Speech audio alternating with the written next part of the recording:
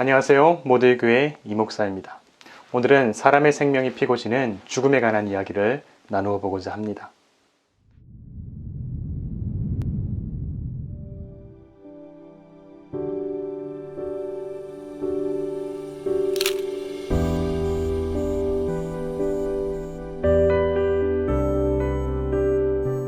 코로나19가 기승을 부려도 햇살은 빛나고 꽃은 무성하네요. 우리의 시간은 멈춘 것 같지만 그래도 일상은 흘러가고 어제 핀 꽃들도 어느샌가 지고 마네요. 오늘은 사람의 생명이 피고 지는 죽음에 대해 이야기해 보려고 합니다. 여러분 한 주간 잘 지내셨나요? 많은 분들의 마음을 편안하게 해주었던 좋은 프로그램이 있죠. 법륜스님의 증문즉설. 오늘은 그 가운데 죽음에 관한 흥미로운 대화를 여러분과 함께 나누어 보고자 합니다.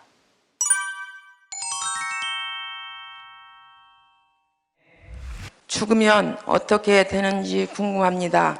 기독교는 천당과 지옥, 불교는 극락에 간다는데 영혼이 있는지 죽은지 어떻게 되는지 궁금합니다. 왜 궁금해요? 몰라요. 있는 것 같다고 믿으면 있고 없는 것 같다고 믿으면 없고 그래요. 사람이 죽어서 헤어지면 섭섭할까 안 섭섭할까요? 섭섭해요.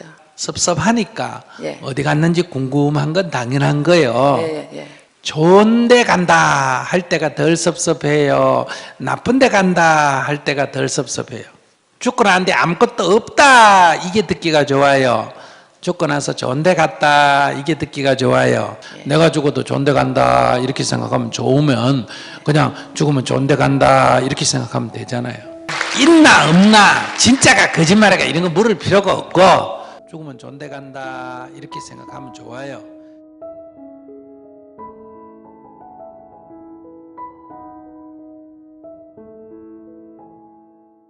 마음에 섭섭하지 않게, 마음에 불안하지 않게 믿고 싶은 대로 믿고 생각하고 싶은 대로 생각하세요.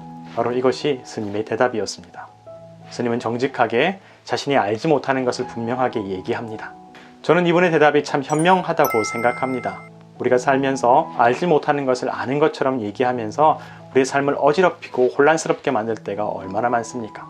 이분의 대답은 우리가 갖고 있는 미래에 대한 막연한 공포와 불안으로부터 사람의 마음을 편안하게 해주는 좋은 의미를 갖고 있습니다. 물론 우리는 이분의 대답이 그냥 말주변이 좋은 것이고 사람의 마음에게 좋은 얘기를 한다고 표현할 수도 있겠지만 그럼에도 불구하고 이 스님의 대답은 분명한 불교의 가르침, 그 이론에 기반한 대답이었다는 것입니다. 우리의 고민과 번뇌로부터 우리 한 사람 한 사람의 마음을 안심하게 해주는 대답이었죠. 하지만 그럼에도 불구하고 우리 마음속 깊숙한 곳에서 피어오르는 무언가 찜찜한 구석이 있는 것도 사실입니다. 어떠한 마음일까요? 이 마음 편안해진 것 같은데, 현명한 대답인 것 같고 우리의 마음을 시원하게 해주는 대답인 것 같은데 과연 이것으로 괜찮은 걸까? 과연 이렇게 생각하는 것으로 충분할까? 이 여인이 여기까지 와서 질문한 것은 정말로 단순한 호기심이었을까요? 이 여인이 갖고 있었던 평소의 궁금증, 평소에 가지고 있는 질문 하나를 위해서 그 먼 길을 와서 수많은 사람들이 모여있는 바로 그곳에서 용기를 내어서 부끄러움을 무릅쓰고 물어본 걸까요? 저는 그런 것이 아니라고 생각해 봅니다. 이 여인이 질문했던 까닭은 단순히 궁금해서도 아니고 단순히 오늘 밤, 오늘 저녁에 가족들과 함께 먹을 식사 메뉴가 무엇인지 찬거리를 준비하는데 비용이 얼마나 들 것인지를 질문하는 것이 아니었다고 생각합니다. 다가오는 죽음 앞에 이것으로 괜찮을까? 내게 찾아오는 죽음 앞에 죽음의 그 마지막 시간 가운데 그냥 이대로 괜찮은 걸까?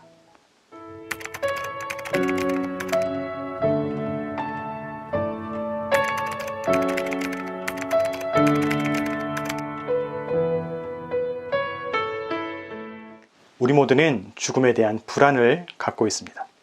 죽음은 분명히 존재합니다. 아무리 고개를 돌려도 거기서도 우리에게 찾아오는 그 무겁고 거대한 죽음이 분명히 있는 것이죠. 죽음은 미래의 죽음만이 아니라 오늘 이 순간의 죽음도 함께 포함하고 있습니다. 지금 우리는 코로나19 사태로 말미암아 우리의 삶 가운데 경제적인 형편들이 오늘 내일을 기약할 수 없는 어려운 형편 가운데 살아가고 있습니다. 우리가 살면서 우리의 미래를 장담할 수 없는 경제적인 죽음과 함께 또한 우리는 사람과 사람이 서로를 신뢰하고 함께 더불어 살아가지 못하고 미워하기도 하고 의심하기도 하고 항상 의욕의 눈초리를 우리 마음 구석에서부터 생각해야만 되는 이 사회적 죽음까지도 함께 느끼며 살아갑니다. 또한 동시에 우리가 가지고 있는 진심과 의도와 무관하게 우리의 과거나 우리의 환경이나 우리의 여러 가지 뜻하지 않은 일들로 말미암아서 이 사회 가운데 어쩌면 저 그늘 가운데로 사라져야만 하는, 사람들의 무관심과 배척 속으로 사라져야만 하는 그 사회적인 죽음과 안타까운 일들도 함께 느끼며 살아가고 있죠. 그렇습니다. 죽음은 결국 우리 한 사람 한 사람의 존재를 고독한 존재로 만들어버리는 무시무시한 힘을 갖고 있습니다. 아주 먼 미래가 아니라 바로 지금부터.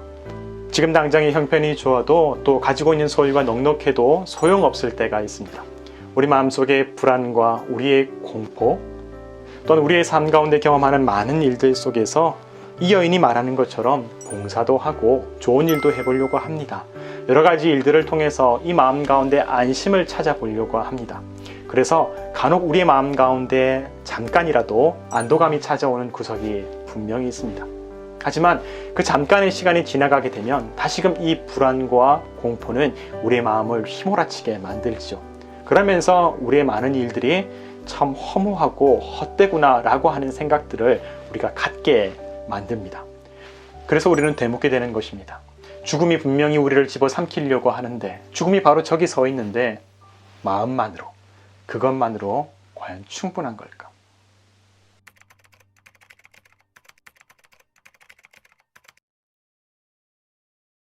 죽음은 거대한 돌과 같습니다. 아무리 부정하고 아무리 없는 것처럼 생각하여도 여전히 거기 딱 서 있어서 우리의 현재와 미래를 막고 서 있는 거대한 돌과 같지요. 우리의 지금과 나중이, 우리의 삶의 많은 형편들이 그 거대한 돌에 막혀서 신음하고 짓눌리며 살아가고 있습니다. 신의 아들 예수 그리스도조차 죽음을 맞이했다는 사실은 그 죽음의 돌이 얼마나 거대한지를 확인할 수 있는 대목이 됩니다. 지난 한 주 교회는 예수 그리스도의 죽음을 통하여 그리스도의 고난을 묵상하였습니다. 그리고 마가복음 26장을 통해서 성경은 우리에게 부활의 사건으로 인도하고 있습니다.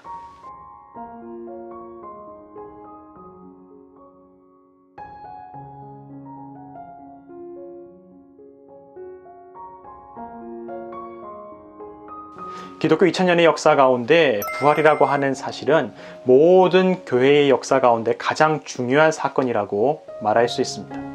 그 이유는 모든 그리스도인의 삶의 중심이, 그리고 교회의 존재의 근거가 바로 이 부활에서 출발하기 때문에 그렇습니다.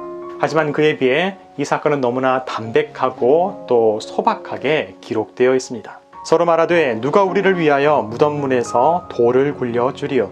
그 돌은 예수께서 죽으신 이후에도 찾아온 사람들과의 만남을 가로막았습니다. 사람과 사람이 단절하게 만들고 고독하게 만들었습니다. 그래서 방문한 여인들은 무척이나 근심했습니다. 하지만 16장 4절 말씀 가운데에서 성경은 우리에게 이렇게 보도합니다.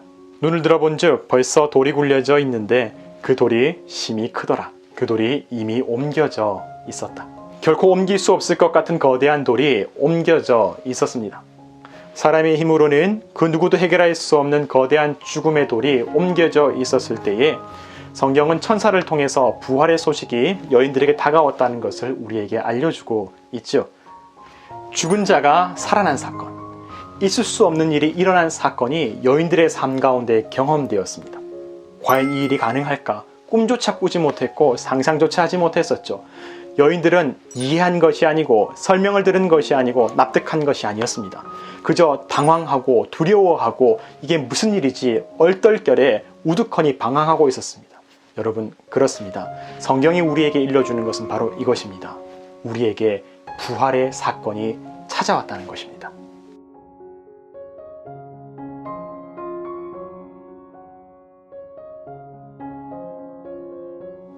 여러분, 부활은 이렇게 일어났습니다.